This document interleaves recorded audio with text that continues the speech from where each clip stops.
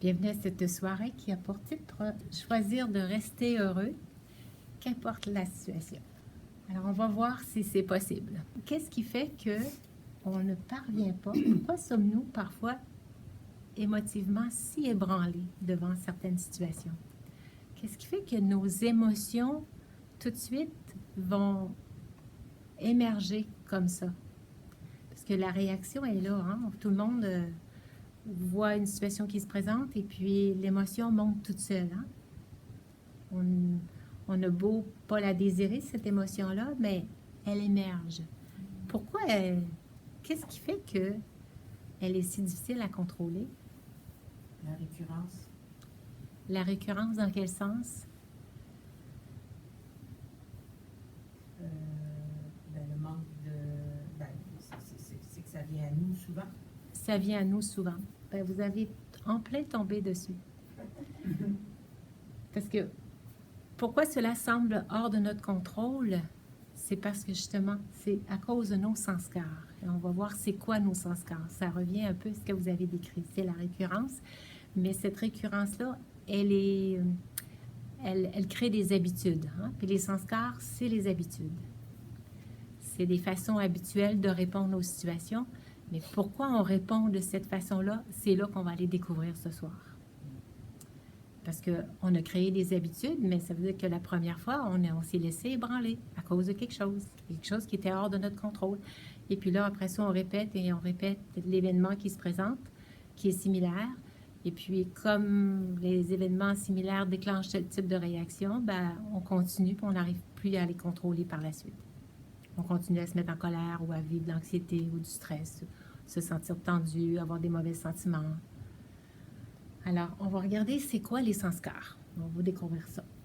Les sanskars, ça fait partie de l'âme. Pour ceux qui ont pris les cours de méditation Raja Yoga, on vous a apporté cette notion-là qu'il y avait 3 parties dans l'âme. Est-ce que vous vous rappelez la première, une des 3 au moins? C'est quoi qui fait partie de votre nature? Qui êtes-vous? Parce que nous, on est dans un corps, mais on est l'être à l'intérieur du corps, l'âme, cette conscience, et elle a des facultés. C'est quoi les 3 facultés de l'âme? Est-ce que vous vous rappelez? Est-ce que c'est des valeurs? Les valeurs, ça fait partie de ça, mais il y a 3 facultés. Il y a des qualités, tout ça. Comment? La vérité? Et ça, c'est des qualités de l'âme. Le discernement. Il y a le discernement, oui, qu'on va appeler l'intellect. Il y a une autre partie, quand tu dis ça se présente, les pensées se présentent sur l'écran de votre esprit. Alors, le premier, ça va être l'esprit, parce que la pensée va émerger sur l'écran de votre esprit. Et après, c'est l'intellect, qui est celui qui a vu analyser. Et puis, on a nos sanskars. Et c'est de là que viennent nos émotions à cause de nos sanskars. On va aller l'explorer. Fait que si on regarde juste un petit peu pour vous resituer par rapport à l'esprit, c'est lui qui crée toutes sortes de pensées. Hein, et c'est sa fonction, c'est de générer continuellement des pensées. Il ne s'arrête jamais. Même si vous essayez d'arrêter de penser pendant que vous méditez, vous n'y arriverez pas. On peut ralentir les pensées, on peut générer des belles pensées, des pensées de calme, un peu comme je vous ai cité tout à l'heure dans le commentaire de méditation, où je vous amenais à vous identifier à cet être de bonheur, de paix. Alors, on peut créer des pensées qui vont nous sentir bien, vont faire en sorte que justement, on ressent une belle émotion à l'intérieur à cause d'une belle qualité de pensée. Fait que c'est l'esprit qui va vous créer ces pensées-là. Les pensées se présentent, elles, vous voyez quelqu'un passer que vous reconnaissez, fait que tout de suite, il va y avoir des pensées qui vont émerger. Ça arrive spontanément sur votre écran d'esprit. Fait que donc, est-ce qu'on peut les contrôler?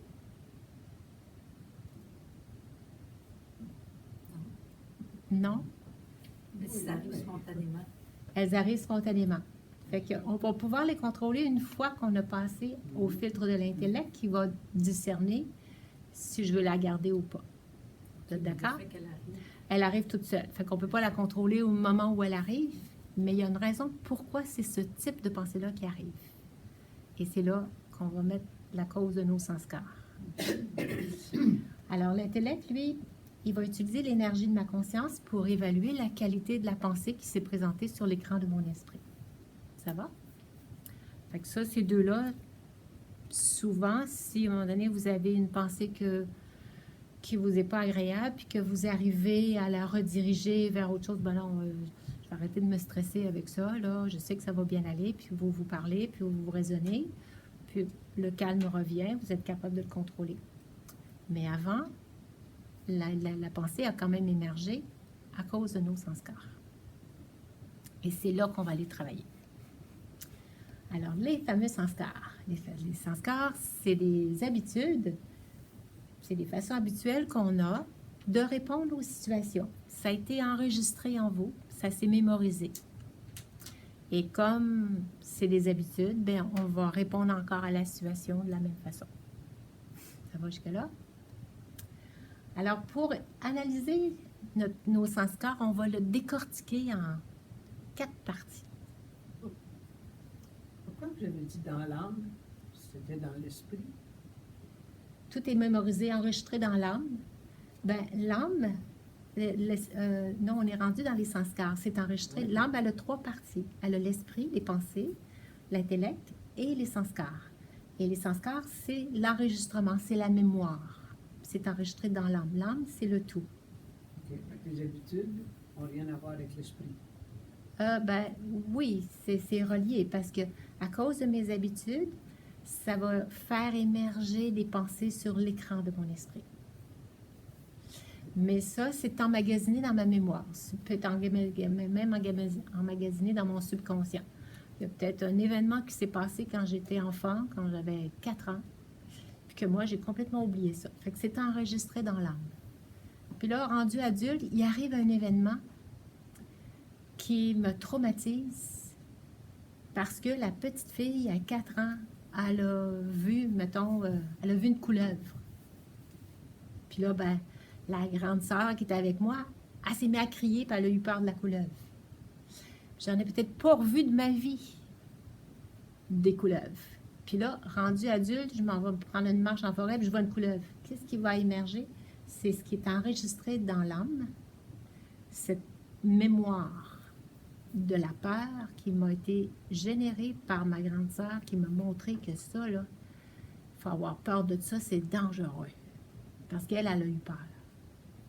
Puis comme elle a eu peur, ben, ça m'a donné la croyance que c'était dangereux. Alors, je me mets à avoir peur, rendu à 40 ans, de la couleuvre. Même si elle a bien plus peur que moi. Elle sauve, puis elle est tout petite, puis elle a bien peur de la grosse forme humaine qui est là devant elle. Fait que c'est ça, c'est mémorisé dans l'âme. Et ça va faire émerger l'émotion qui va réagir, qui va créer cette pensée-là de peur, cette émotion-là, qui va créer toutes sortes de pensées, puis qui va faire que je vais prendre panique, puis je vais me sauver à courant. Pas du même côté que la couleuvre. Oui? Est-ce que ça peut être enregistré dans le fœtus? Oui, parce que la maman vit des émotions que le fœtus perçoit. OK. Fait que ça Répond à peut... beaucoup de mes questions. Oui. Oui, puis ça peut même être enregistré d'une vie précédente. On voit des gens qui, des fois, si ont travaillé sur le pont de Québec, puis qu'au moment de la construction, puis qu'ils sont décédés parce que le pont de Québec avait tombé, hein, quand ils l'ont construit, puis il y avait une partie qui est tombée, puis qu'il y a beaucoup de gens qui sont morts. Puis si dans sa vie suivante, il se réincarne, à chaque fois que le bébé passe sur le pont, mettons ses parents restent à Lévis, puis qu'ils travaillent à Québec, puis qu'il voyage avec la voiture, là, puis que le bébé est dans la voiture, chaque fois qu'il va passer sur le pont, il va se mettre à pleurer, il va paniquer. Puis ça, pourquoi il pleure tout le temps quand on passe sur le pont de Québec? C'est que c'est enregistré dans la mémoire de la vie passée. Il y a des peurs comme ça, là, qui sont des peurs des araignées, toutes sortes de peurs déjà emmagasinées parce que cette mémoire-là, ça suit l'âme, ça suit pas le corps, ça suit l'âme. Alors, le corps va rester ici, puis moi, pour ceux qui croient à la réincarnation, moi, je vais me réincarner, mais comme c'est enregistré dans l'âme, je vais avoir peur peut-être de la claustrophobie, je vais avoir peur des ascenseurs, même s'il m'est rien arrivé dans cette vie-ci dans un ascenseur. Même si je suis jamais restée enfermée dans un ascenseur. Mais si il y a eu un tremblement de terre que j'ai été prise dans un bâtiment qui s'est effondré, ben je vais peut-être avoir toujours peur des espaces très petits, là, très restreints. On m'a dit que tu resterais marqué par ça. Puis c'est enregistré dans la mémoire. L'âme ne le sait plus consciemment, mais c'est enregistré. Est-ce que ça peut venir du père, par exemple? C'est le père, son grand-père qui est mort en dessous du pont, puis ça serait une mémoire génétique? Là, je ne m'aventurerai pas dans cette partie-là parce que je ne connais pas assez toute cette transmission génétique-là. Là. Je sais qu'il y a des choses familiales comme ça, ancestrales, là, qui se véhiculent, là, mais ce n'est pas dans l'enseignement du Raja Yoga, alors je ne pourrais pas vous le confirmer. Mais moi, ce que je vous confirme, c'est ce qui vient du Raja Yoga. Est-ce Oui? qu'on pourrait l'oublier? Est-ce que l'âme pourrait l'oublier? Elle va l'oublier dans sa conscience, mais c'est quand même enregistré dans son subconscient. Mais pourrait ne pas redévelopper cette même peur-là de la couleuvre, par exemple? Ou Ça pourrait. ça pourrait? Oui, ça dépend. Parce que des fois, il y a des choses qui nous traumatisent moins que la grande sœur, puis qui c'est peut-être moins ancré. Là. Mais si... ouais, ça pourrait. Que des fois, à un moment donné, l'âme se résonne, puis dit, oh, ben regarde, là, elle se fait dire par une autre personne, ben regarde, elle est tout petite, puis elle a bien plus peur de toi que toi, tu peux avoir peur d'elle. Là, tu sais. Fait que bon, à un moment donné, tu peux, avec ton intellect, balancer une Mais peur. parce que ça va venir, j'imagine, par la suite. Si on nettoie ça, Ouais. vous allez nous amener vers Oui, ça. c'est Si on ça. Ça nettoie peut se nettoyer. On n'est pas obligé de rester avec C'est ça. toutes nos croyances et nos perceptions. Là. Fait que c'est ça qu'on va justement pouvoir essayer de se libérer ce soir.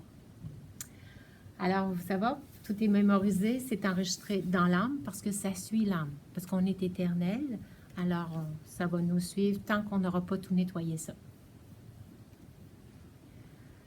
Alors, on va décortiquer un sanskar. On va comparer ça à un câble.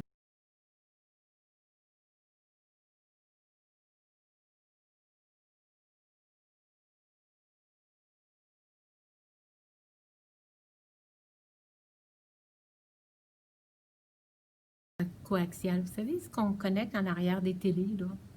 Maintenant, peut-être que c'est plus pareil, là, mais autrefois, là, ça fait que le câble est composé de 4 parties. Il y a le plastique à l'extérieur, qui, lui, représente les actions enregistrées.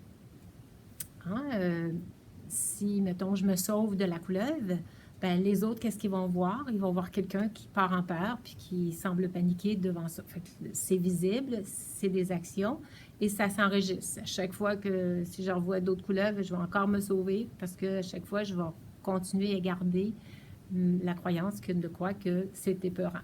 C'est comme si j'arrivais ici ce soir puis j'avais une boîte, puis j'ouvrais la boîte puis qu'il y avait un rat à l'intérieur.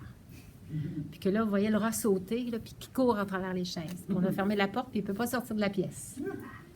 Moi, je sortirais. toi, tu sortirais? Fait que c'est ça. Fait que selon nos perceptions, selon notre vécu par rapport à un rat, certains y verraient une créature très sale qui porte des microbes et qui peut nous donner des maladies, puis qui peut même peut-être tuer. D'autres grimperaient sur une chaise et puis se mettraient à crier. D'autres resteraient, je ne sais pas, les hommes, qu'est-ce qu'ils feraient? Feraient rester très calmes puis dire, bon, regarde, pourvu qu'il ne vienne pas dessus. Fait que chacun aurait peut-être des réactions différentes.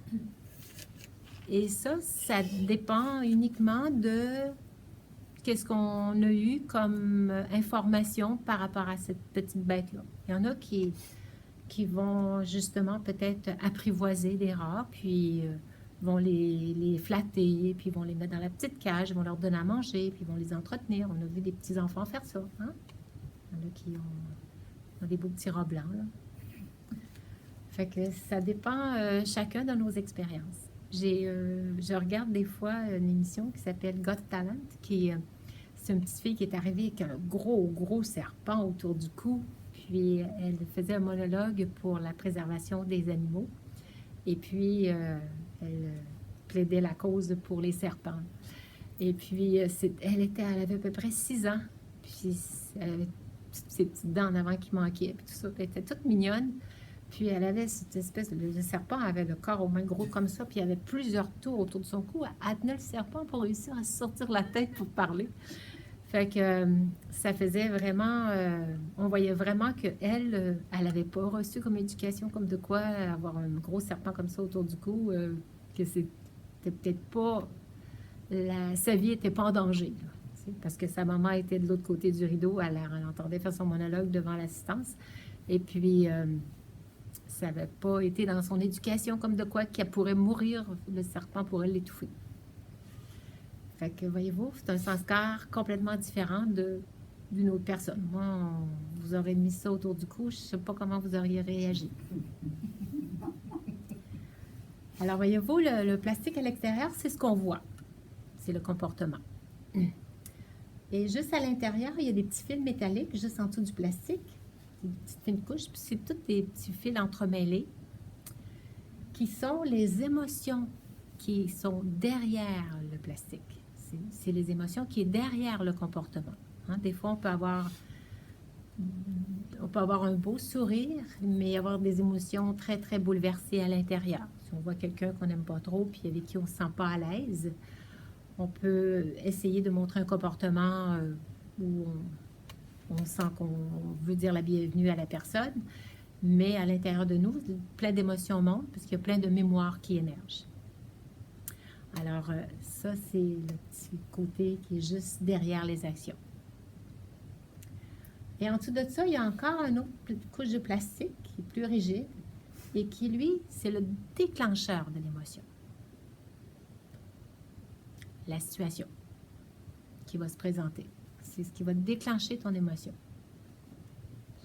Et souvent, on va mettre la faute sur le déclencheur. Alors qu'à l'intérieur du déclencheur, il y a ma perception de la situation qui va faire que le courant, là, c'est là que le courant passe. Hein? C'est le fil de cuivre qui est à l'intérieur. Et cette perception de la situation, ça m'appartient. C'est là où est mon sanskar. Parce que lui, il est basé sur mes expériences, sur ma façon dont on m'a formé devant telle situation. Je vais vous donner un exemple. C'est un petit... je ne sais pas comment appeler ça, c'est pas un dilemme, mais en tout cas, je vais vous conter une histoire. Dites-moi pourquoi Jean Lebrun n'a pas eu peur. Jean Lebrun est couché, il dort. À un moment donné, il entend du bruit. La fenêtre s'ouvre, puis il y a un voleur qui rentre à l'intérieur, qui est masqué, qui a une arme à sa main. Et puis, Jean Lebrun le voit, se réveille, entend le bruit, se réveille, le voit, et ne fait rien. Il voit le voleur sortir de sa chambre, il repasse avec une télé, et puis il ressort par la fenêtre. Il n'a rien fait. Il n'a pas réagi du tout. Pourquoi? Parce qu'il est bien assuré. Parce qu'il est bien assuré, OK. Quelle autre raison? Quelle pourrait être une autre raison? En faisant ça, il pensait qu'il attisait pas le... C'était comme un élément, un déclencheur. Il ne voulait pas que le voleur l'attaque, peut-être? Il se sentait protégé s'il faisait rien. Il se sentait protégé s'il faisait rien, OK. Ouais. C'est un bien matériel qui s'est attaqué par une personne. Il s'est attaqué à un bien matériel et non pas à une personne, OK. Il n'était peut-être pas chez eux. Il était peut-être pas chez eux. Il voulait faire comme moi, se débarrasser de sa télé, puis il était bien content que quelqu'un l'enlève. OK. Il voulait se débarrasser de sa télé, il était bien content que quelqu'un l'enlève. Il voulait pas attirer l'attention. Devant un ours, Il ne voulait pas attirer l'attention, OK. il a fait comme s'il était devant l'ours, comme l'expérience qu'on dit fait le mort. Il a fait comme s'il était devant un ours. Fais le mort, on va dire, t'attaqueras pas, dans ce sens-là. En fait, c'est que Jean Lebrun n'a rien fait parce qu'il est un bébé. Ah bon? Alors, il n'y a pas dans sa mémoire la conscience que c'est quelqu'un de dangereux. Alors, sa perception, il ne le perçoit pas comme un danger ou comme un voleur ou c'est quelqu'un qui rentre, qui prend le télé, puis il repart. Alors, voyez-vous, parce que je l'ai appelé Jean Lebrun, vous l'avez tous vu adulte, hein? Ce petit bébé qui s'appelle Jean Lebrun. Alors, c'est ça. Fait que, c'est, voyez-vous, la perception, le bébé, lui, a aucun sanskar d'enregistrer en lui par rapport à un événement qui, normalement, on appellerait la police ou on l'arrêterait ou on manifesterait qu'on l'a vu ou quelque chose. Alors, fait que c'est ça. À cause de la perception de la situation, il ne voit aucun danger, aucun problème là-dessus, le bébé. Fait que c'est ça. Fait que, on va regarder maintenant cette perception de la situation. Elle vient d'où? Pourquoi on vit du stress, de l'anxiété, de la tension, des peurs?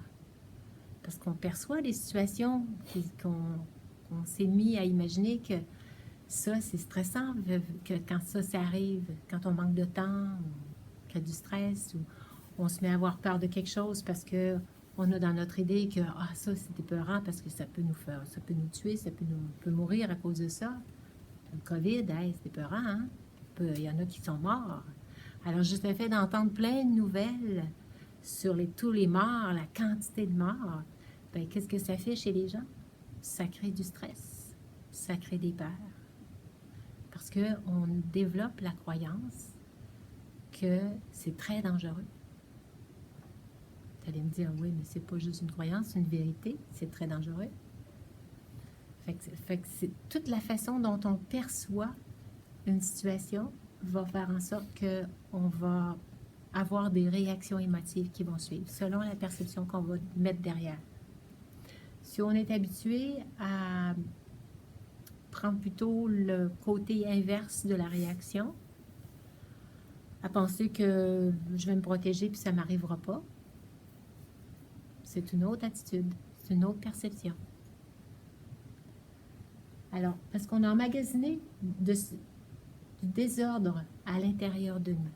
Hein, toutes nos tensions à l'intérieur, les peurs, tout ça, il y a toutes sortes de désordres à l'intérieur de nous, d'émotions emmagasinées de quand on était enfant, si on a eu une petite maladie quand on était enfant puis qu'on était bien malade, eh bien, puis qu'on a même eu peur de mourir, mettons, si on a attrapé la rougeole ou la picote ou toutes sortes de petites maladies d'enfant puis que c'était bien souffrant. Alors, n'importe quelle maladie qui peut survenir va me faire tellement souffrir. Fait que, voyez-vous, il y a des sanskars d'emmagasiner déjà à l'intérieur qui va faire qu'on réagit devant la maladie. Peur qui peut arriver. Fait que c'est déjà emmagasiné en nous.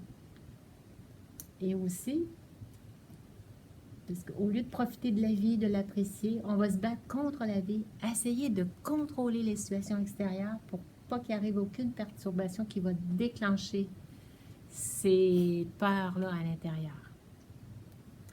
Qui se sont emmagasinées. Toutes ces perturbations-là qui se sont emmagasinées, qui sont nos vieux sanskars, mais on va essayer, la plupart des gens vont essayer de contrôler les situations extérieures. Au lieu de contrôler la façon intérieure de réagir, de répondre à la situation. C'est beaucoup plus facile de contrôler le soi que de contrôler l'extérieur. Parce que contrôler l'extérieur, il va toujours avoir plein de monde qui vont faire des choses qui vont venir vous chercher à l'intérieur parce que ça va toujours réveiller les mêmes faiblesses en soi, les mêmes perceptions, les mêmes fausses croyances qu'on a développées. Alors, les perceptions de la situation, elles sont basées sur nos croyances, sur nos expériences qu'on a vécues dans le passé, que ce soit de cette vie-ci ou de l'autre vie. C'est souvent de l'éducation qu'on a reçue de nos parents, ou des amis, ou de l'école, ou des professeurs, ou des médias. Alors, c'est basé sur la croyance. Puis, il y a quelque chose qui s'est enregistré dans ma conscience dans mes expériences passées. Et puis, c'est présent en moi, qui fait en sorte que je réponds à la situation, comme on a mentionné tout à l'heure, avec mes façons habituelles de réagir. C'est la récurrence qui se représente et je réponds tout le temps de la même façon. Le chemin est déjà tracé. C'est une voie, c'est quand telle situation se produit, je réagis. Je me mets en colère ou je tombe dans la tristesse. Je me mets à avoir peur. La croyance, c'est la racine, le déclencheur de ma réaction, de mon émotion, de mon comportement. C'est le déclencheur. Et on a souvent mis le déclencheur sur la situation extérieure. Mais en fait, la situation extérieure, c'est juste le plastique. Ce qui fait le conducteur de mon émotion, c'est vraiment ma perception, c'est ma croyance. Alors, c'est le déclencheur de ma réaction, ça vient de moi, cette réaction-là. Parce que devant une même situation, deux personnes peuvent réagir complètement différemment. Je donnais l'exemple la semaine passée. S'il y en a qui sont très insécures de voyager, il y en a qui n'aiment pas ça, voyager, parce que ça les met dans le stress, la peur de l'inconnu. Pourrait tu sais, arriver dans un nouveau pays, on ne connaît pas les gens, on ne connaît pas les habitudes, on ne connaît pas les quartiers, il y a des quartiers, il y a peut-être des quartiers dangereux. À un moment donné, tu réalises le danger.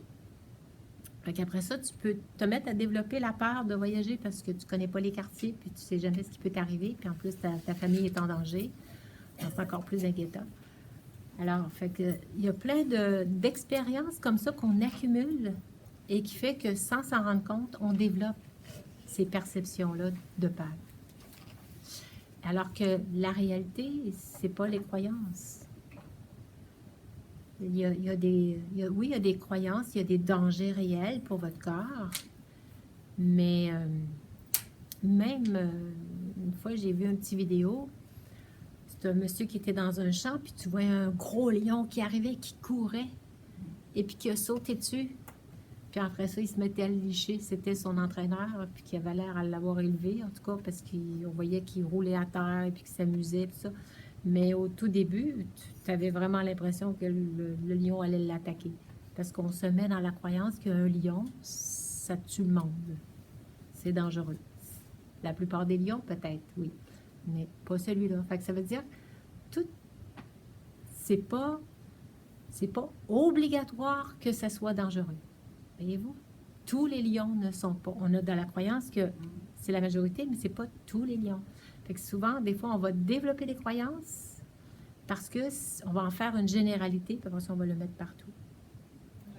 Mon ex-belle-mère, elle avait peur de tous les chats. Parce que quand elle était jeune, elle avait vu un qui était tombé du 3e étage puis qui avait graffiné tellement les murs qu'elle avait eu peur qu'il la blesse. OK. Puis j'ai le chat le plus docile. Tous mes enfants qui venaient chez nous, ils le prenaient comme un coussin, ils tiraient les poils, puis le chat, il n'a jamais rien fait à aucun enfant, même des bébés. Là. Elle le regardait, puis elle dit, regarde les yeux, il est méchant, il est vraiment prêt à me sauter dessus. Ah oui. Elle décollait tout avec sa peur d'enfant. Puis là, tu vois, c'est juste parce que le chat... chat... un chat passif très docile, là, vraiment. C'était comme un coussin. Elle avait généralisé que les chats étaient dangereux. Ouais. Elle avait vraiment peur. Elle faisait des cauchemars. Quand j'allais chez elle, je le mettais dans une cage en métal. Puis elle faisait des cauchemars toute la nuit parce qu'elle s'imaginait qu'il réussissait à sortir. Ah C'est oui. vraiment quelque chose de fort. Ouais.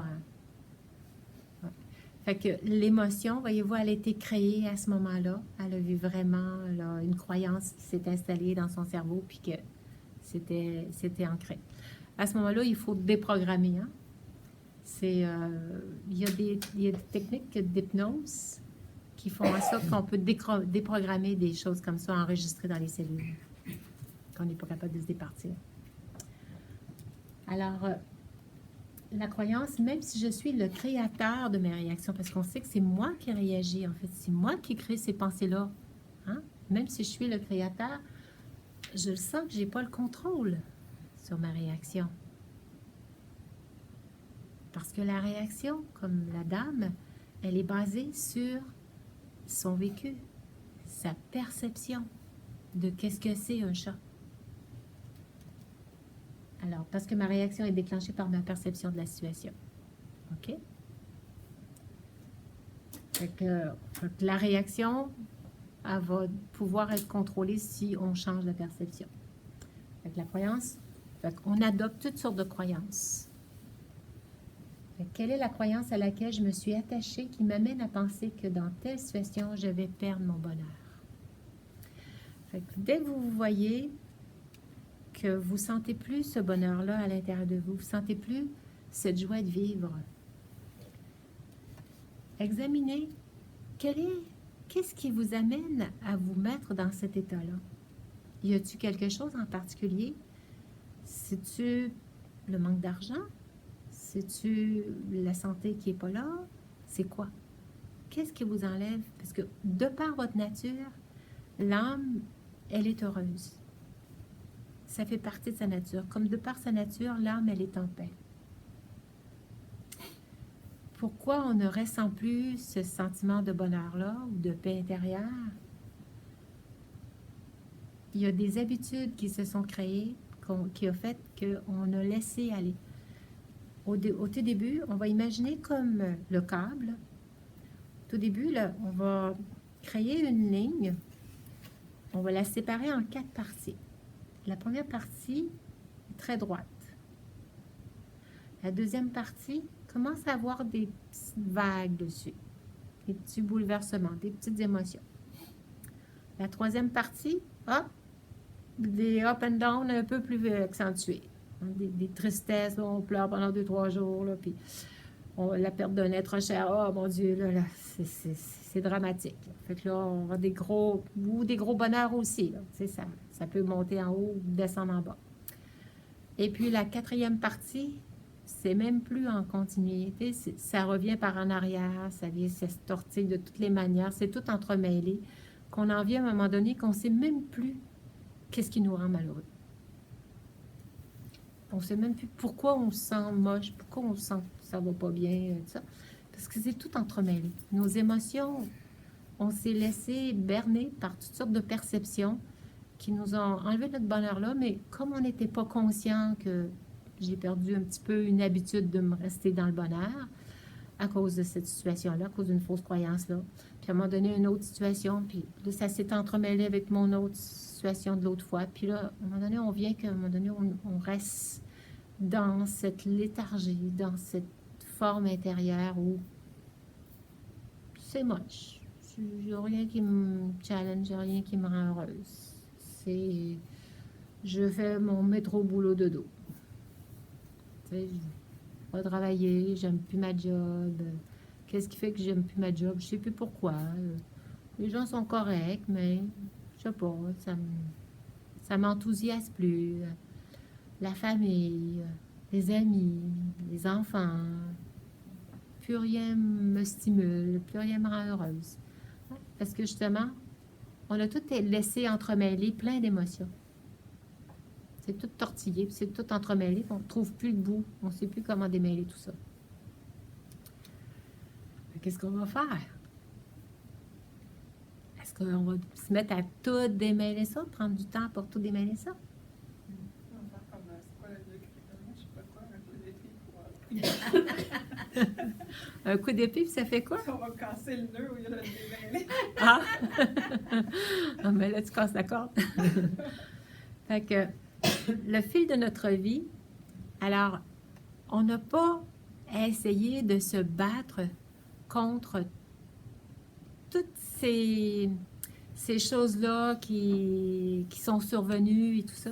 On peut choisir à partir de maintenant de retrouver ma pureté originelle du début, où c'était tout est calme, tout est beau, tout est parfait, je suis bonheur, je suis amour.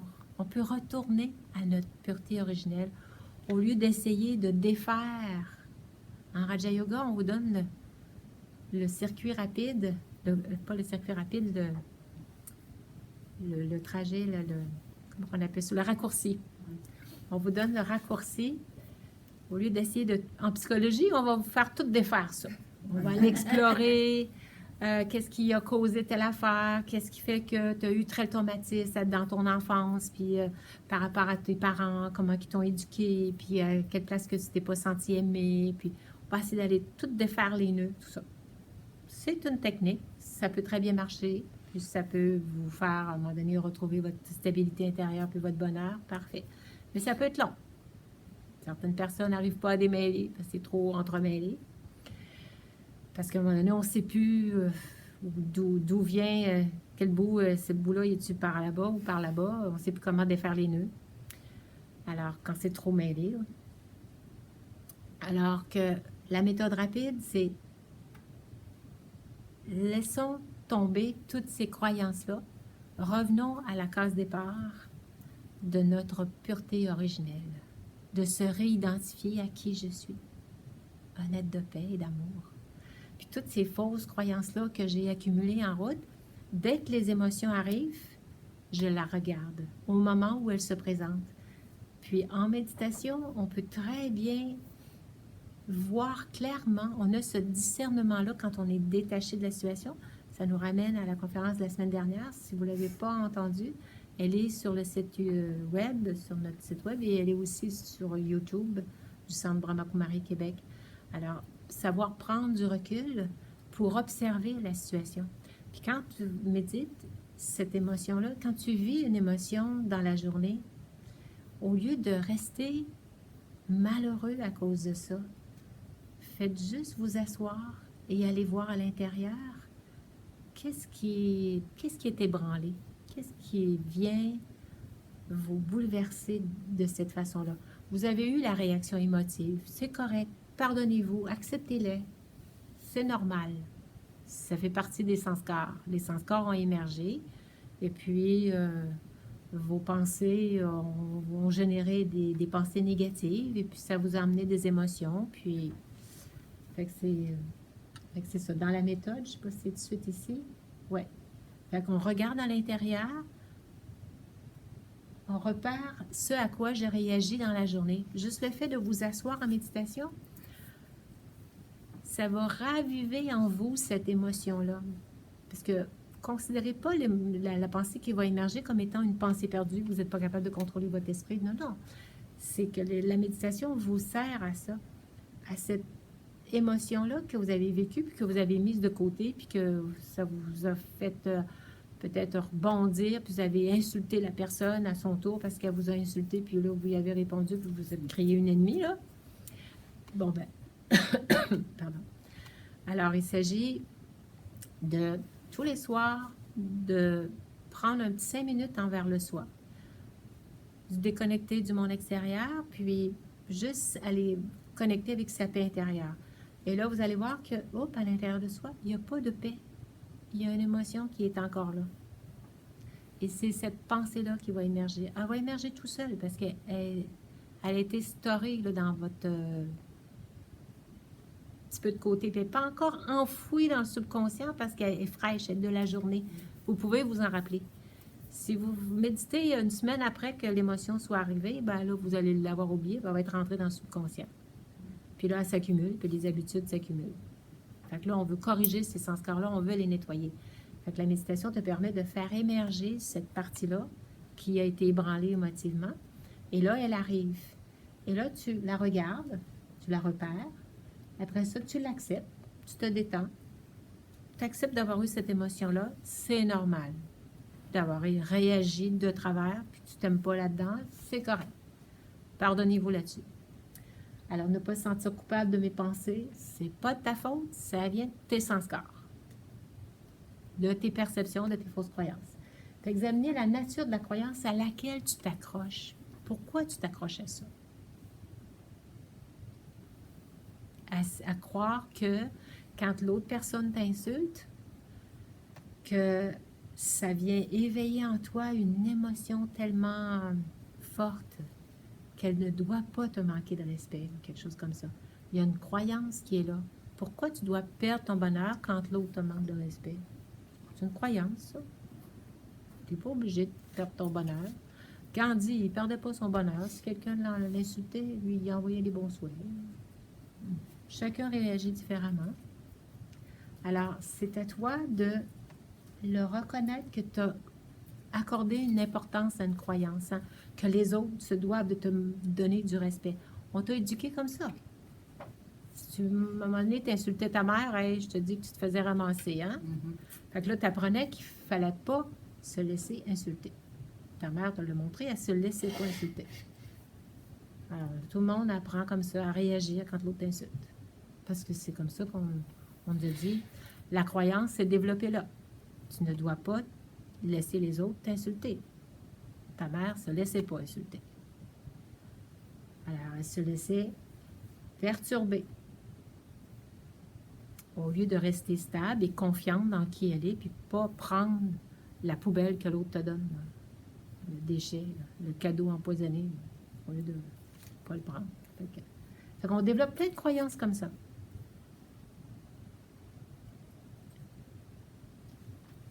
La conscience s'accroche et utilise la croyance pour se défendre. Je me dis, si quelqu'un, on va s'accrocher à notre croyance, puis parce qu'on y croit vraiment, on va la défendre. Puis c'est pour ça que je me suis fâchée, parce qu'elle m'a dit ça. Fait que, parce que ça ne doit pas se faire comme ça. Elle n'a pas le droit de faire ça. Alors là, j'ai ma croyance, alors je vais la défendre. Oui? Là, je suis plus sûre, parce que tantôt, est-ce qu'on est allé, là, le plus petit des 4 cordes, là? Oui, c'était la C'est perception. la perception. C'est la croyance. C'est la croyance. La perception, c'est Ouais. la croyance. C'est la croyance. Ou c'est la perception de la croyance.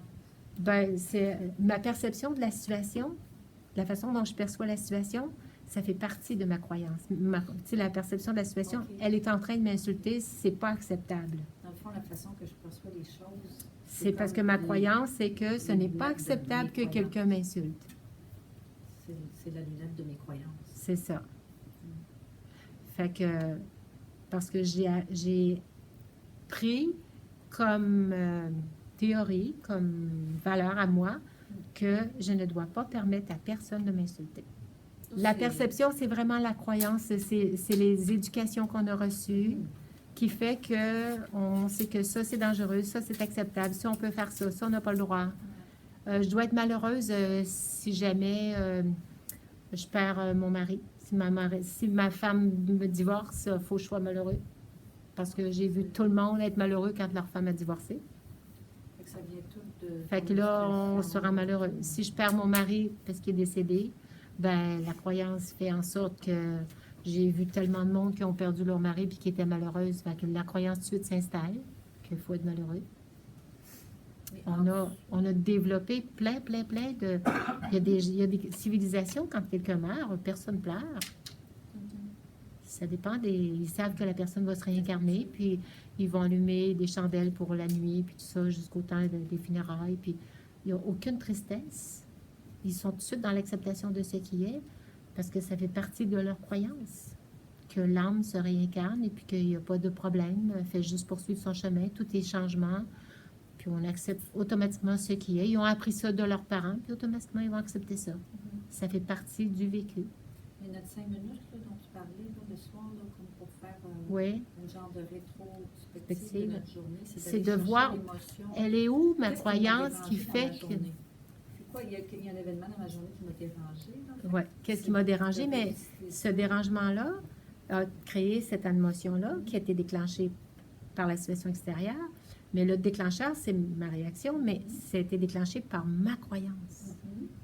Et il faut que j'examine, c'est quoi ma croyance devant ça? Une fois que je l'ai repérée, elle s'affaiblit. Elle n'a plus autant d'emprise sur moi.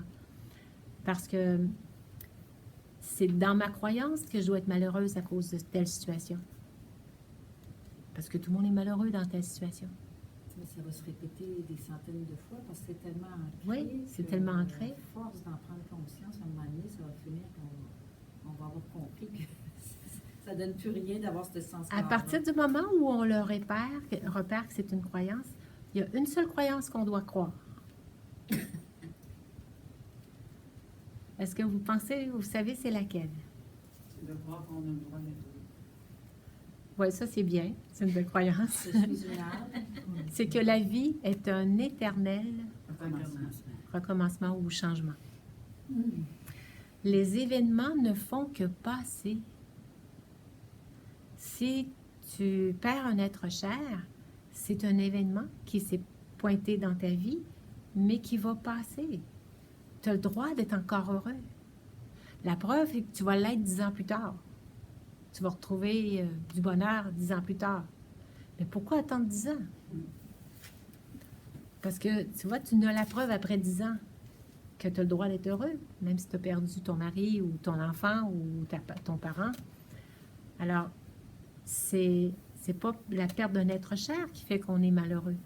C'est la croyance qu'on doit être malheureux avec la perte d'un être cher, que ça rend malheureux.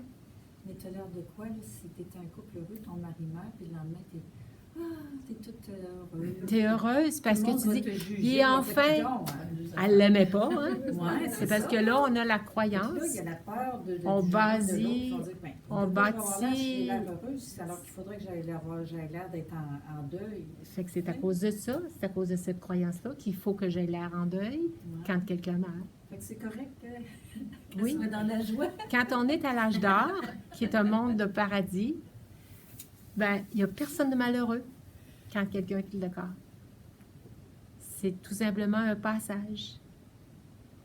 Fait que dans notre civilisation, on est habitué de voir que les gens sont malheureux. Alors, si jamais ça nous dérange pas, moi, ma mère est décédée, c'est pas venu m'ébranler. Je n'ai eu seulement, juste quand ma fille est arrivée, elle avait tellement peur de ma peine qu'elle est arrivée avec le visage tout peiné, puis elle m'a pris dans ses bras. Fait que j'ai eu ce petit moment d'émotion-là, mais ça a duré 2 minutes, même pas, 1 minute, le temps qu'on s'accueille dans nos bras. Puis, mais à part ça, non, j'étais tellement contente pour elle. Elle avait 97 ans, puis elle avait tellement hâte. Elle disait tout le temps, ben, hey, il m'a oublié, viens donc me chercher. Mon père était décédé 11 ans avant. Puis elle était toute seule, fait que, tu sais, ça trouvait le temps long, là, regarder juste la télé, là. Tu sais, quand tu es dans les personnes de place pour surtout dans le temps du confinement, il n'y avait aucune activité dans la bâtisse, la résidence où elle était. On n'avait plus le droit d'aller la voir. Avais-tu hâte de partir? Elle est morte récemment. Oui, elle est morte au mois d'août. Alors, fait que ça... Moi, la plupart des enfants, on savait, puis quand elle est arrivée à l'hôpital, elle a dit tout de suite au médecin, là, faites rien pour me prolonger, là. Elle les a bien avertis, c'était marqué dans son dossier, puis tout ça. Fait qu'elle souhaitait tellement. Fait que pourquoi avoir de la peine?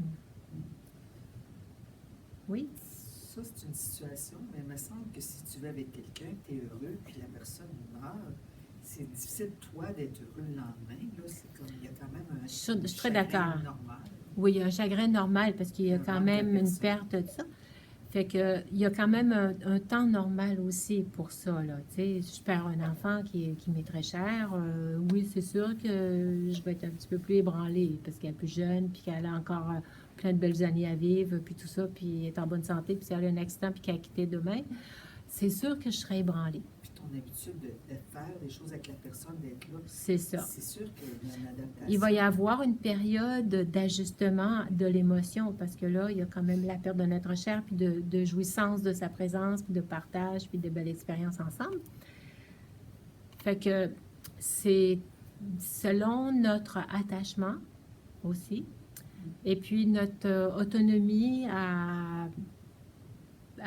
je dirais, si toutes mes activités, tout mon temps est consacré tout le temps avec la personne, ben là, je tombe avec un grand vide tout d'un coup, ben peut-être, oui, ça va bouleverser ma vie personnelle là, pendant un bout de temps. Mais quand l'enfant est parti de la maison, puis qu'il reste dans une autre ville, et puis tout ça, bon, ben OK, c'est sûr que tu vas être quand même ébranlé, mais c'est sûr que je serais peut-être moins ébranlée que si je l'avais avec moi à la maison, puis que c'était la seule personne que je vois tous les jours, puis que je vois pas d'autres personnes, là, tu sais. Fait que, il y a tout le temps un temps d'ajustement pour me réadapter à ma nouvelle vie. Parce que là, ça vient chambarder un peu ma vie quotidienne. Fait que là, c'est sûr que ça me touche personnellement. Parce que ça change mes habitudes de vie. Fait que c'est pour ça qu'il y a une période d'adaptation qui est normale, puis qu'on va tomber dans une forme d'insécurité parce qu'il y a trop de changements qui me bouleversent tout d'un coup. Mais une fois que cette adaptation-là est faite, ça peut prendre quelques mois, je dirais, ou quelques semaines pour d'autres personnes. Ça dépend de leur façon de vite se réagir, puis se replomber, puis se retomber sur les deux pieds. S'ils sont bien entourés d'amis et tout ça, ça peut aller plus rapidement. Mais si c'était un couple très fusionnel puis qui voyait personne, ben ça va être plus long à s'adapter. Parce que là, il faut qu'elle prenne le temps de se créer des nouveaux amis, puis tout ça, puis des nouvelles habitudes de vie. Fait que tout est dans... C'est pour ça qu'il ne faut pas être dépendant juste d'une personne. Fait que ça va prendre ce temps-là d'habitude. Et là, la personne peut rester affectée émotivement pendant un petit bout de temps. Mais elle a encore le droit de retrouver le bonheur puis d'être heureuse. Hein? Elle n'est pas condamnée, parce qu'elle a perdu son mari, elle est condamnée à rester malheureuse pour le reste de sa vie. Là. La vie, c'est du changement perpétuel.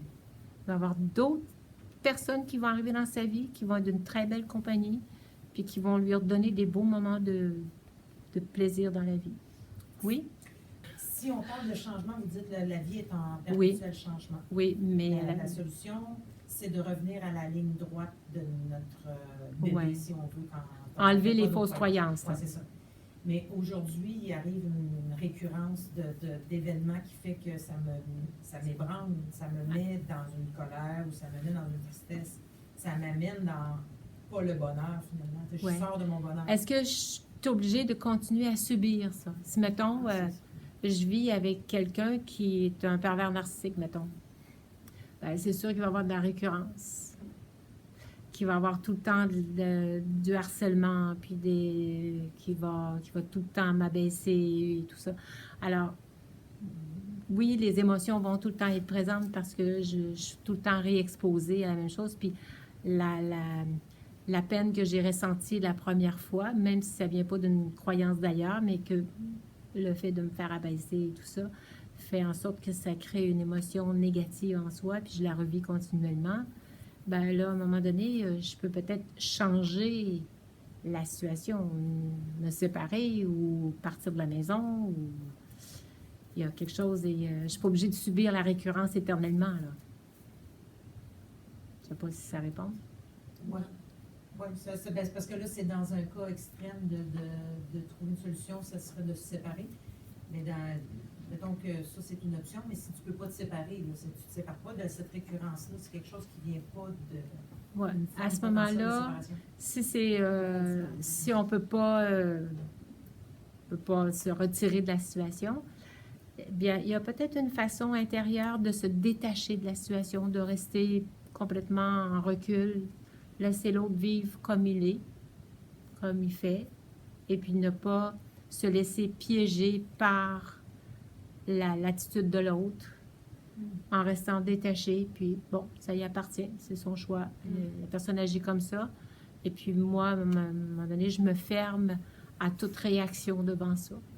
Le fait de se détacher de la situation va nous rendre plus stables à l'intérieur, puis de se dire, ben lui, ça y appartient d'être comme ça, puis c'est à moi de me mettre à l'abri de ça en me mettant complètement en dehors. Comme quand tu regardes un film, tu regardes la scène comme si tu regardais un film.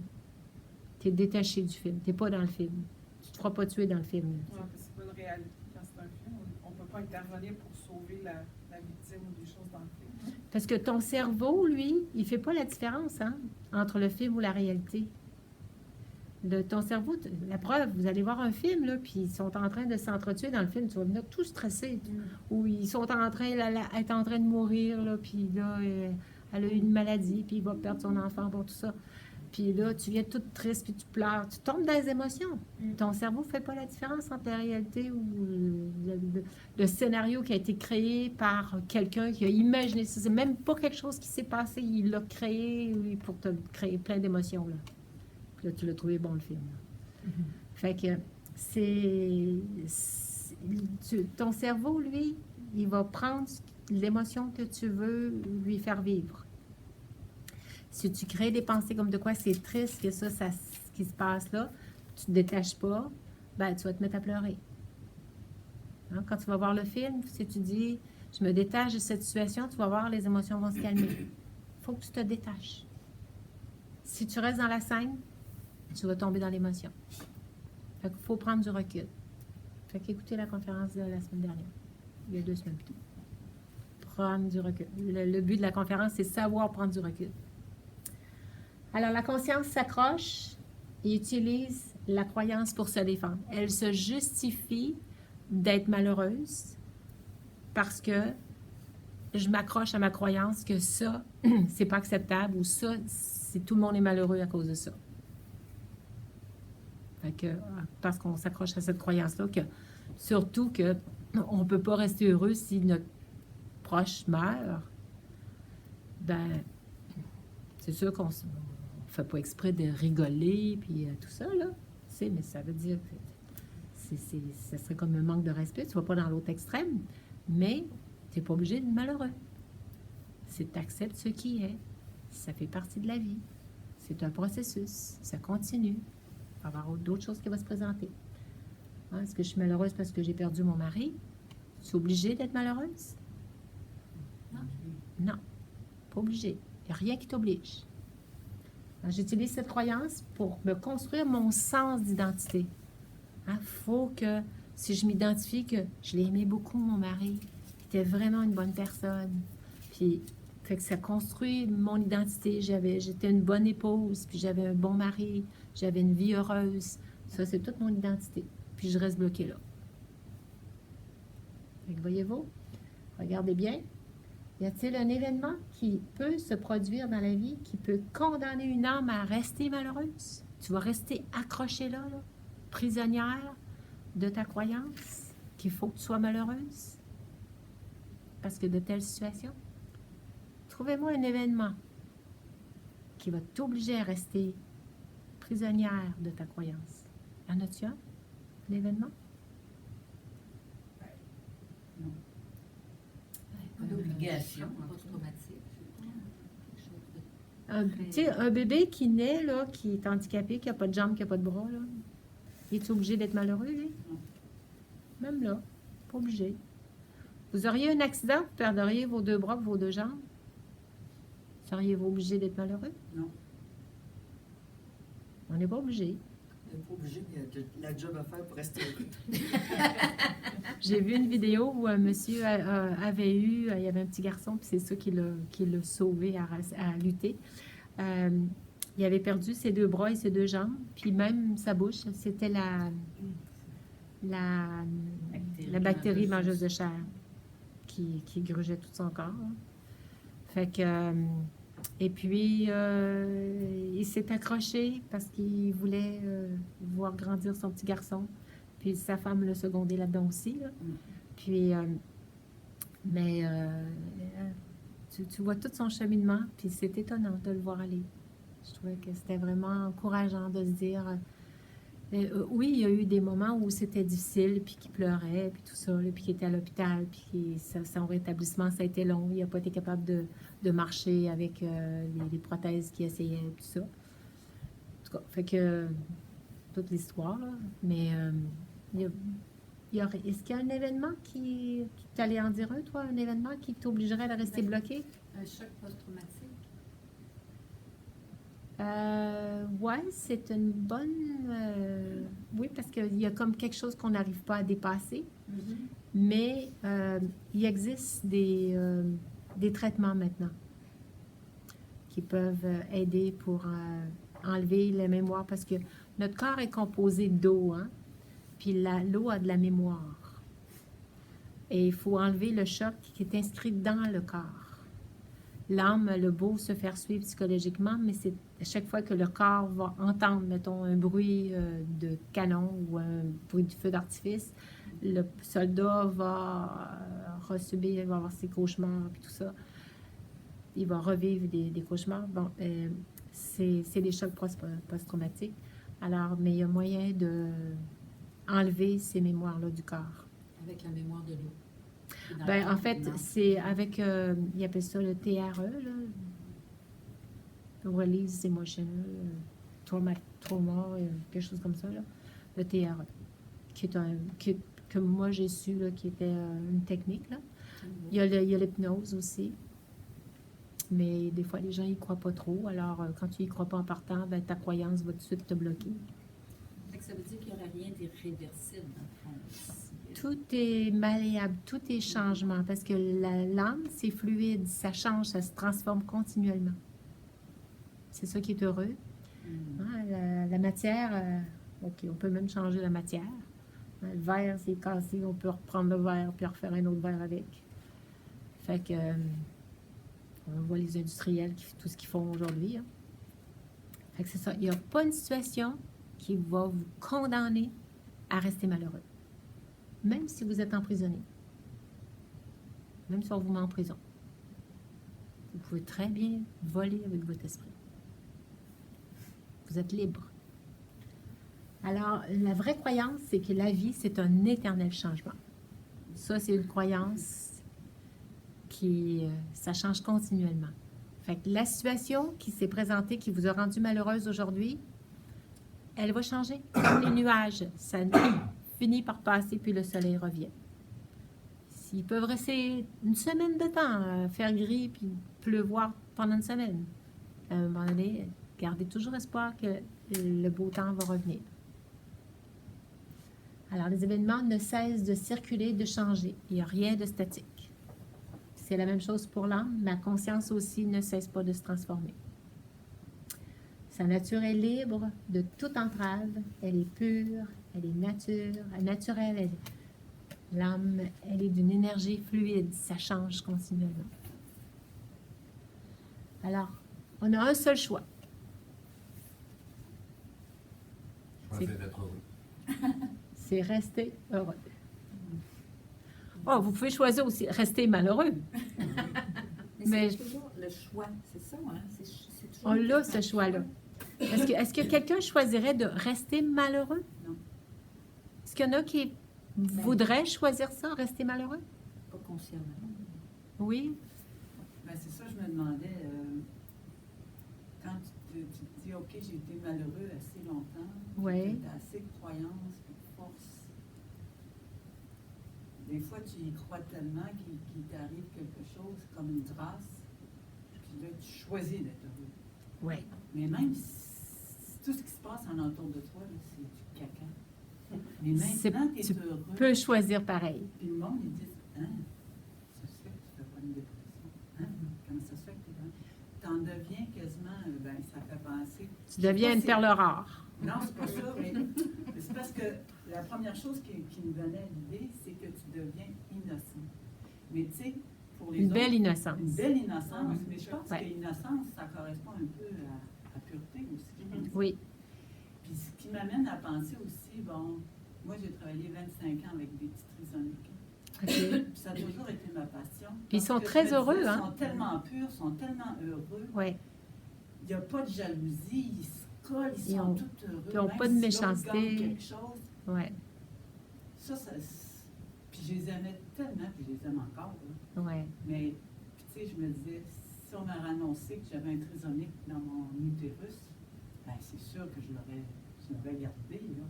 Puis il y a un Oui, moment parce que tu connaissais comment c'est le caractère d'un trisomique. Ouais. Mais un parent qui ne connaît pas du tout, puis qui s'aperçoit qu'il va avoir un enfant trisomique, il peut trouver ça Oui. une malchance Oui. énorme. Là. Puis je respecte tous les choix, là.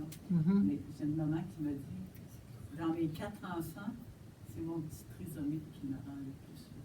Tu vois? C'est la pureté même. Oui, Ouais. tout à fait. Ouais.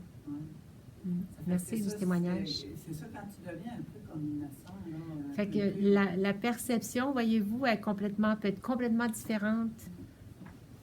Parce que comme la maman, là, peut-être qu'avant même qu'elle ait cet enfant-là, quand elle a su qu'il était trisomique, elle a dû ressentir beaucoup de peine.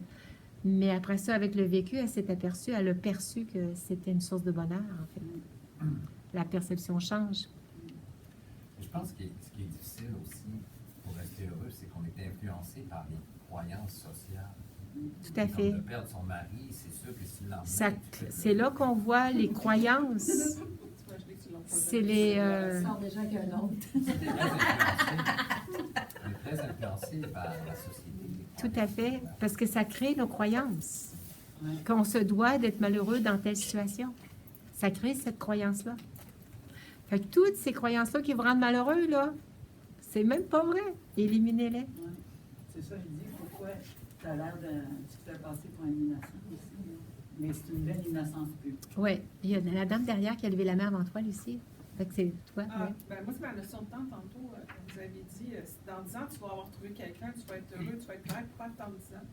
C'est souvent ça qu'on oublie. Ouais. Tu sais, c'est un continuum de notre vie. Pourquoi on s'empêche de passer tout de suite à l'autre étape? Ouais. Pourquoi? À partir du moment qu'on prend conscience de quelque chose, ben, on est prête à passer à l'autre étape. C'est On ça. arrête de- C'est que le on modèle que les autres ont. on les se croyances donne qu'on pas a. la possibilité, on se donne pas le pouvoir. On pense que c'est quelque chose, c'est un état qu'on doit subir. Alors que si on reprend notre pouvoir, ben oui, on n'est pas obligé de subir si longtemps cet état-là. C'est mon La choix. notion de relativité temporelle. là, J'ai un on choix. réalise pas. Puis ce choix-là, si je me pose la question, est-ce que j'ai le choix de rester heureux à cause de cette situation-là, ou rester malheureux plutôt, ou me remettre dans la conscience que je peux être enfin encore heureuse? Hein, c'est juste, je suis malheureuse là, mais est-ce que je peux envisager la possibilité que je pourrais redevenir heureuse? Et juste le fait de s'offrir cet autre choix-là va faire en sorte que l'esprit va s'enligner vers une autre façon de réagir. Au lieu de réagir selon nos sanskars, selon nos croyances, selon nos habitudes. Parce qu'on a appris qu'il faut être malheureux pour telle situation. Il faut avoir peur des couleuvres, il faut avoir peur des rats. Mais je pense aussi que la pire croyance, c'est de penser que... Qu'est-ce que tu... C'est à ton tour. Oui, vas-y. C'est de penser que... Ça, c'est une croyance. c'est ce que- J'ai hâte de l'entendre, la pire croyance. C'est de penser que le bonheur vient de l'extérieur, que c'est les autres qui vont nous rendre heureux. Très bien. Ouais. Le bonheur ne vient pas de l'extérieur. C'est ce qu'on apprend au Raja Yoga. Que le bonheur, on est bonheur. Ça nous vient de l'intérieur. Oui, ça aide. On a des plaisirs de l'extérieur. Mais moi, de par ma nature, je suis quelqu'un qui peut garder cet état intérieur de bonheur. Ça fait partie de mes possibilités. C'est dans l'âme. Comme l'âme, elle est pure, elle génère des pensées positives, elle est paix, elle est amour, elle est sagesse, elle a un bon discernement. Alors, ce choix-là vous appartient. Oui.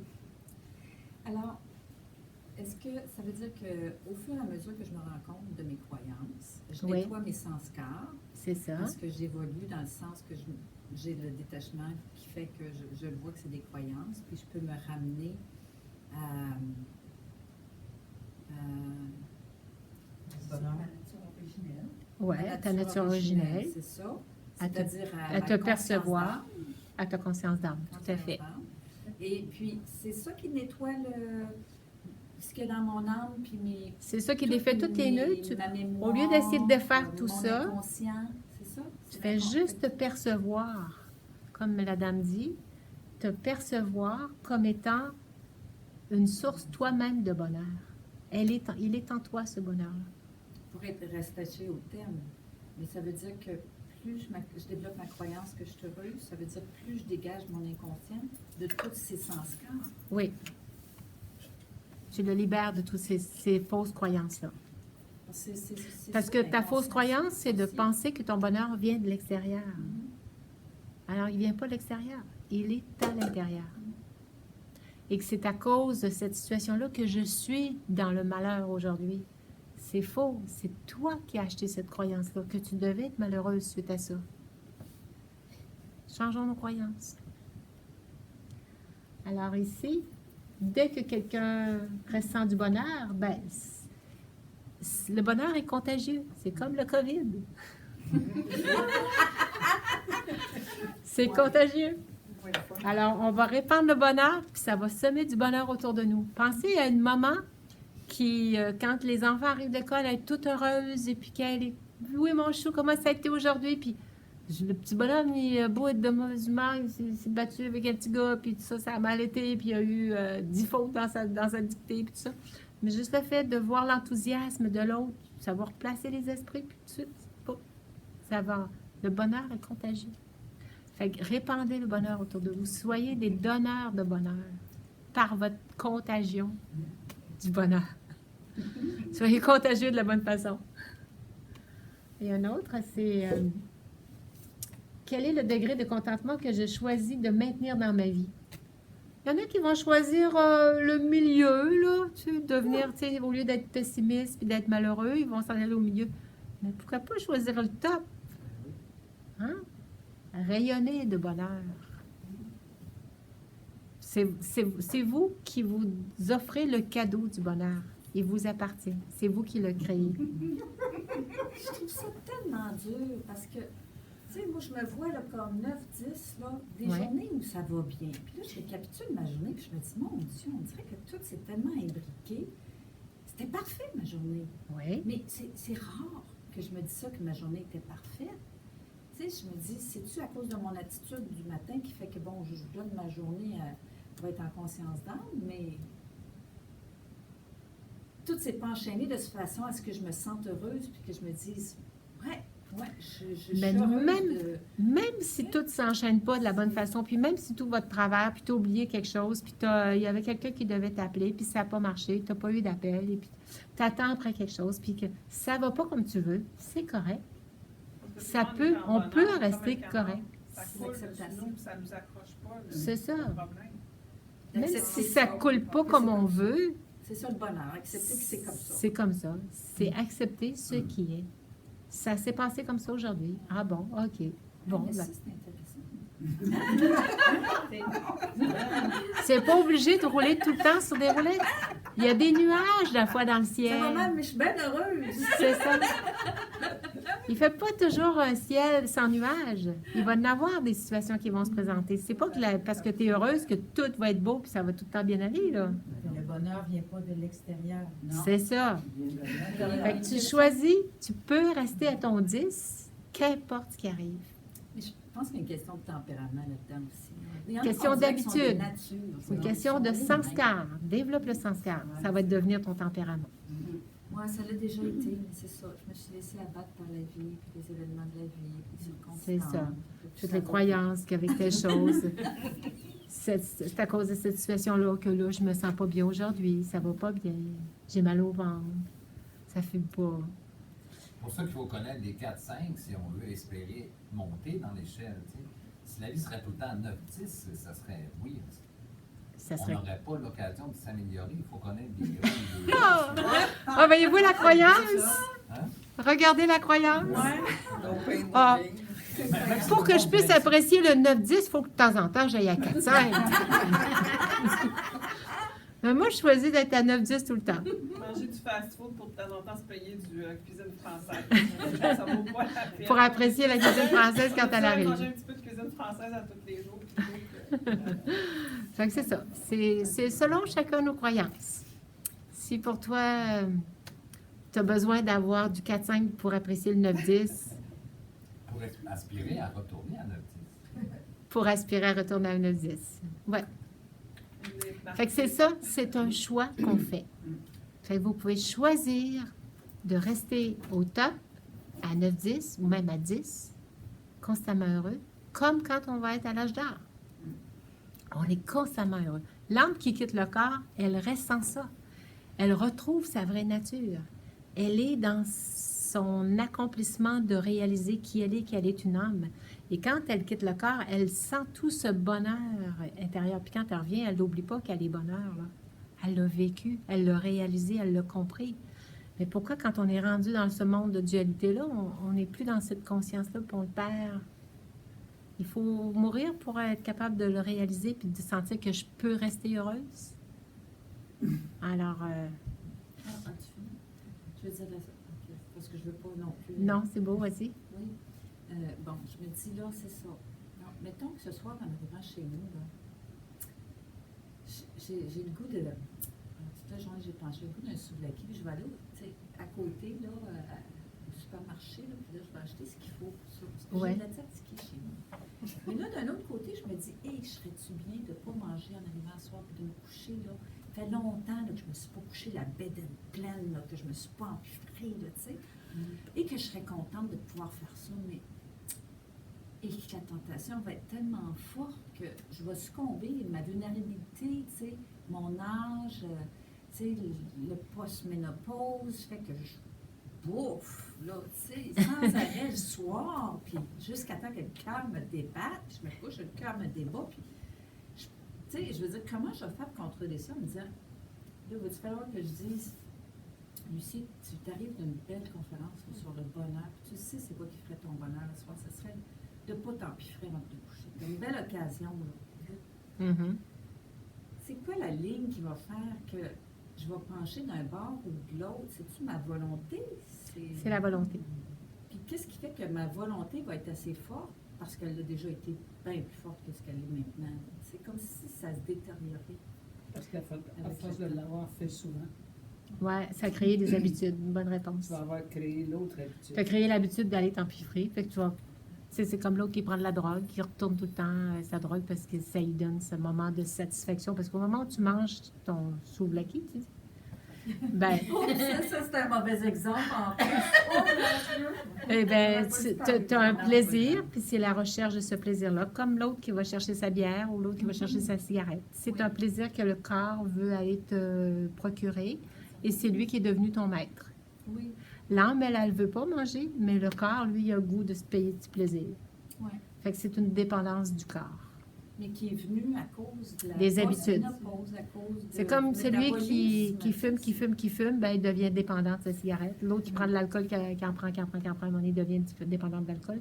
Parce que le corps te procure un plaisir, puis il veut avoir son plaisir. Parce que l'âme apprend la croyance que son bonheur lui vient du plaisir du corps. C'est une autre croyance. Je suis heureuse parce que le corps a eu du plaisir. Comme l'autre quand il prend sa drogue, ou il prend son alcool. Son plaisir lui est procuré, donne une forme d'euphorie à l'âme, parce que le corps influence l'âme. Elle vit une forme d'euphorie. Alors, elle croit que son bonheur lui vient de l'extérieur. C'est toujours la fausse croyance. Fait que dans le fond, il faut que je me dise, souviens-toi, Lucie, qu'est-ce qui fait ton vrai bonheur? Il te vient Ce serait de pas l'intérieur. d'empiffrer, là. Il te vient de l'intérieur et non pas du plaisir que le corps va avoir. Mhm. C'est la recherche toujours, c'est la quête du plaisir. Puis c'est un bonheur temporaire, parce que tu vas te sentir coupable après ça. C'est ça. Je fais le lien Tout à entre fait. l'extérieur Quelle et sagesse. l'intérieur. C'est un bonheur temporaire. C'est ça qu'on dit. Alors que ce bonheur-là, c'est un bonheur permanent. Ce bonheur intérieur. Oui? En utilisant la volonté Ouais. pour résister quelquefois, éventuellement, ça va devenir une habitude. C'est ça. Ça va refaire le muscle. Cette habitude-là va Ça être va là. créer le muscle. Tu vas devenir forte. Alors, on termine avec la dernière. Je me connecte avec le divin, la source d'énergie pure, pour raviver en moi ma pureté originelle et éternelle dans ma conscience. Parce que ce divin-là, il est complètement pur, il est constamment heureux. Il vous aime tel que vous êtes. Puis plus on va se connecter avec eux, on va recharger l'âme en se connectant à la source d'énergie pure avec le divin, plus l'âme retrouve son pouvoir, sa volonté, son bonheur intérieur, parce qu'elle recharge la batterie. Elle redevient puissante. Fait que plus vous allez méditer 5 minutes, vous connectez au divin qui devenir... Lui, il est un océan de bonheur, un océan d'amour. Alors, plus vous vous connectez à un océan, vous devenez l'océan. Vous devenez un océan d'amour, un océan de bonheur. Fait que c'est là l'avantage de la méditation. On termine ici. Alors, on va poursuivre avec une méditation. Je vous invite à vous asseoir confortablement.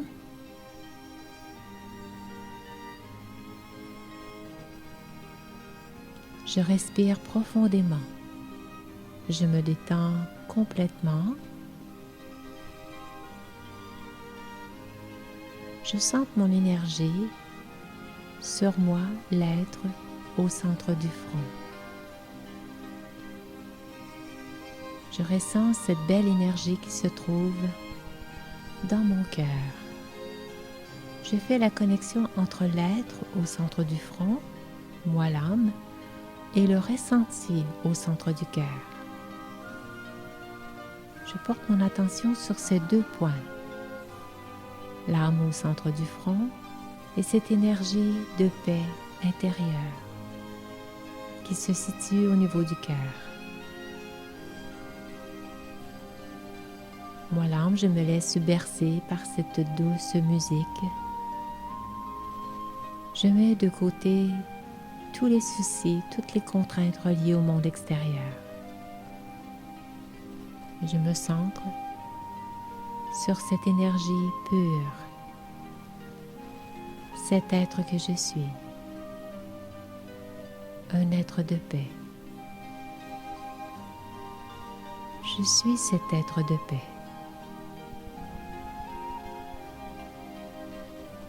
Moi, l'âme, je choisis de maintenir dans mon cœur le doux sentiment de bonheur. Je choisis de rester heureuse, qu'importe la situation qui se présente dans ma vie. J'ai ce pouvoir intérieur. Je suis le maître. J'élève mes vibrations intérieures. Elles s'élèvent de mon cœur qui s'ouvre de plus en plus. Je laisse cette ouverture s'épanouir.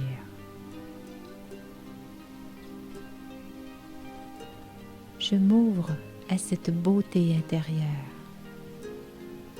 à cet être de paix et d'amour que je suis.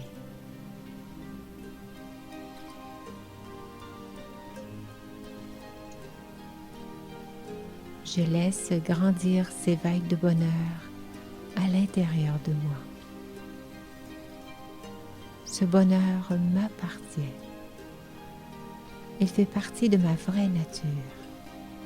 Parce que moi, l'âme, de par ma nature originelle, je peux faire réémerger ce doux sentiment de bonheur.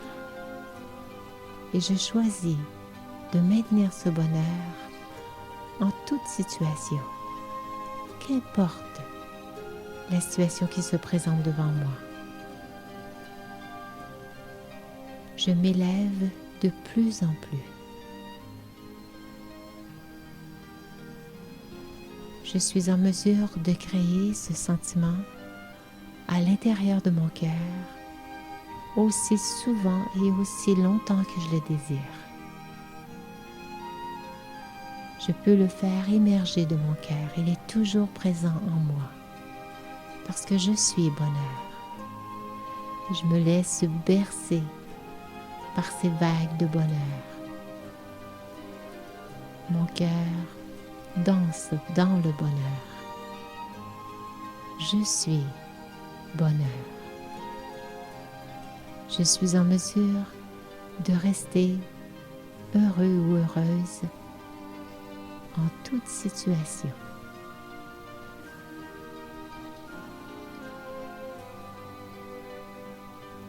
Om Shanti.